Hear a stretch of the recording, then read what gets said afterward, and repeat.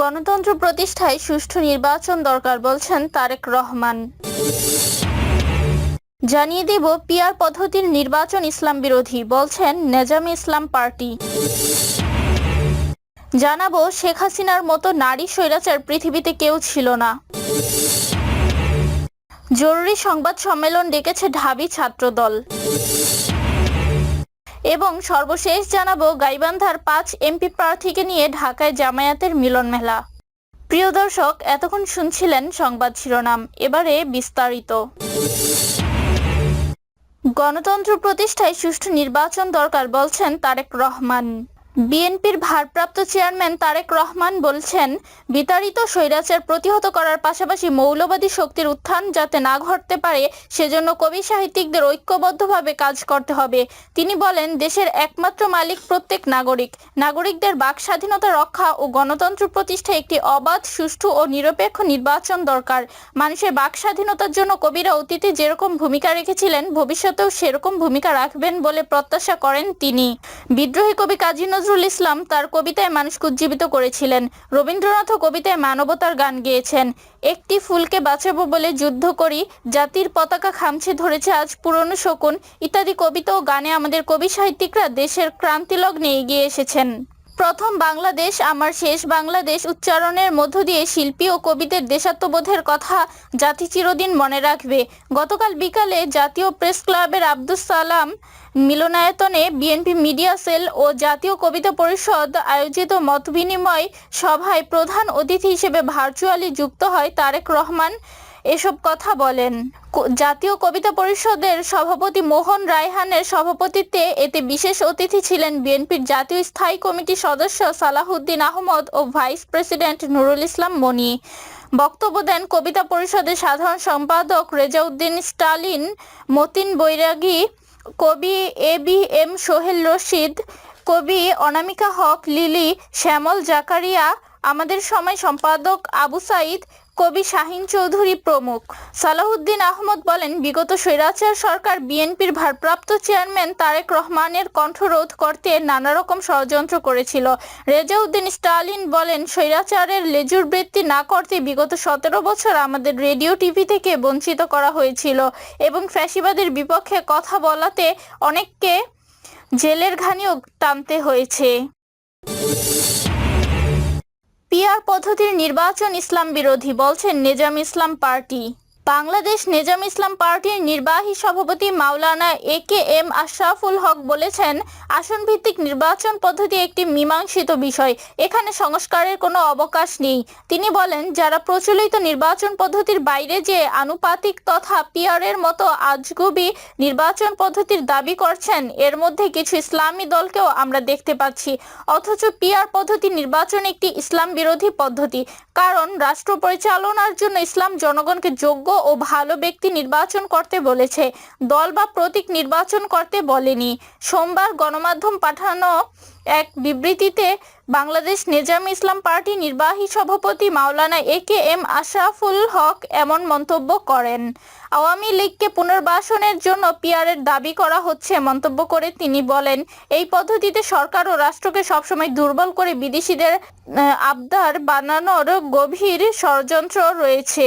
PR পদ্ধতিতে বিদেশি ফরমাইশি নির্বাচন পদ্ধতি দাবি করে আশরাফুল হক আরও বলেন, নির্বাচনের সংস্কার অভিনব এই পদ্ধতির দাবি পতিত ফ্যাসিবাদকে পুনর্বাসনে নিয়ামক ভূমিকা পালন করবে, কারণ আগামীতে বাংলাদেশের কোথাও কোনো আসনে এককভাবে স্বৈরাচারী আওয়ামী লীগ বা তাদের সহযোগী কোনো প্রার্থী বিজয়ী হওয়ার সম্ভাবনা নেই।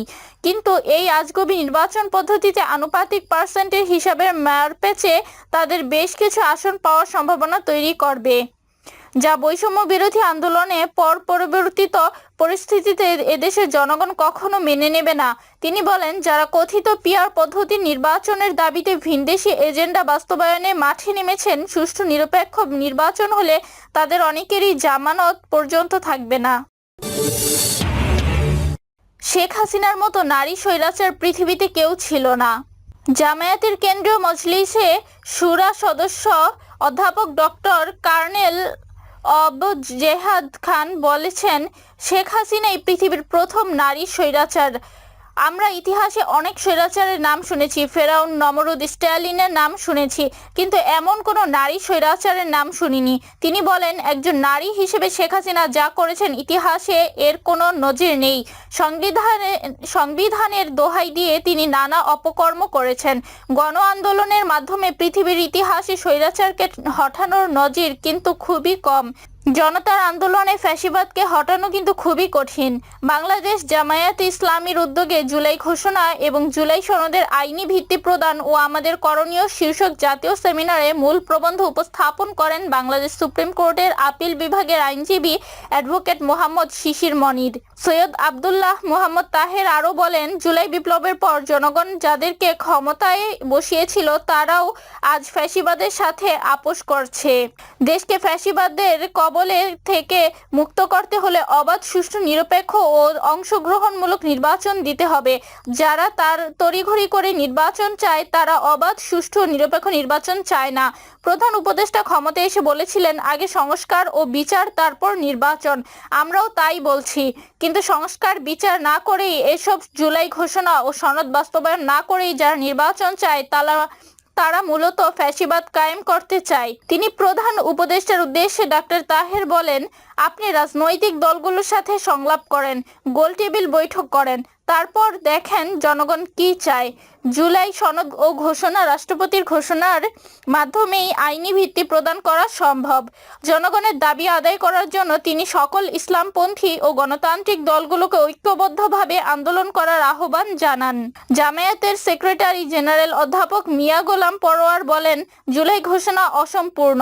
রাজনৈতিক দল এবং জনগণের দাবি অনুযায়ী জুলাই ঘোষণাকে পূর্ণাঙ্গতা দান করতে হবে এবং জুলাই সনদকে আইনি ভিত্তি দিতে হবে। জুলাই ঘোষণা ও সনদকে আইনি ভিত্তি দেয়া না হলে পরবর্তীতে যে সরকার আসবে তারা তা মানবে না। ইতোমধ্যেই একটি দলের নেতা বলেছেন, তারা ক্ষমতায় গেলে সবকিছু মুছে ফেলবেন।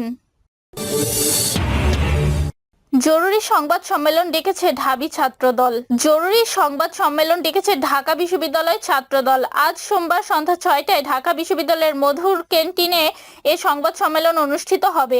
সোমবার বিকেলে ঢাকা বিশ্ববিদ্যালয় শাখা ছাত্রদলের দপ্তর সম্পাদক, যুগ্ম সাধারণ সম্পাদক পদমর্যাদা মল্লিক ওয়াসি উদ্দিন তামি স্বাক্ষরিত এক বিজ্ঞপ্তিতে এ তথ্য জানানো হয়। বিজ্ঞপ্তিতে বলা হয়েছে, বাংলাদেশ জাতীয়তাবাদী ছাত্রদল ঢাকা বিশ্ববিদ্যালয় শাখার সভাপতি গণেশ চন্দ্র রায় সাহস এবং সাধারণ সম্পাদক নাহিদুজ্জামান শিপন ওই সংবাদ সম্মেলনে উপস্থিত থাকার জন্য সংবাদ মাধ্যমের প্রতিনিধি সহ সবার প্রতি আন্তরিকভাবে অনুরোধ জানিয়েছেন। গাইবান্ধার 5 এমপি প্রার্থীকে নিয়ে ঢাকা জামায়াতের মিলন মেলা। ঢাকায় অবস্থানরত গাইবান্ধা জেলার নেতাকর্মী ও সমর্থকদের নিয়ে মিলন মেলার আয়োজন করেছে জামায়াতে ইসলামী। শনিবার 16 আগস্ট রাজধানীর মগবাজারে অবস্থিত আল ফালাহ মিলনায়তনে আয়োজিত মিলন মেলায় ঢাকা ও ঢাকার আশেপাশের জেলায় অবস্থানরত গাইবান্ধা জেলার 5 শতাধিক নেতাকর্মী অংশ নেন। অনুষ্ঠানে প্রধান অতিথি হিসেবে বক্তব্য দেন বাংলাদেশ জামায়াতে ইসলামীর কেন্দ্রীয় সহকারী সেক্রেটারি মাওলানা আব্দুল হালিম।